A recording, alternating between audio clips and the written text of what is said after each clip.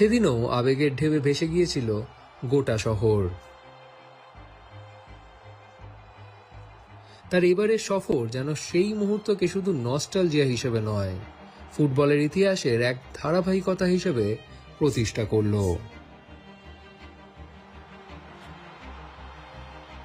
ভারতের আর কোনো শহর হয়তো এত স্বতঃস্ফূর্তভাবে শ্রেষ্ঠত্বকে বরণ করে না।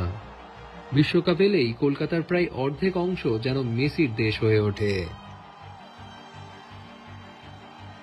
গোটা বাড়ি, পুরো পাড়া মুড়ে যায় আর্জেন্টিনার জাতীয় রঙে। যখন মেসি 2022 সালে বিশ্বকাপ জিতলেন, আতশবাজি আর বিজয় মিছিলে কলকাতা সেদিন আর ঘুমায়নি। এই শহরেই তার ভারত সফর শুরু হওয়াটা তাই পরিকল্পনার চেয়ে নিয়তির মতো মনে হয়। মেসি কোনো অচেনা ভিড়ের মধ্যে পা রাখছেন না, তিনি ফিরছেন সেই শহরে যা তাকে প্রজন্মের পর প্রজন্ম ধরে ভালোবেসেছে।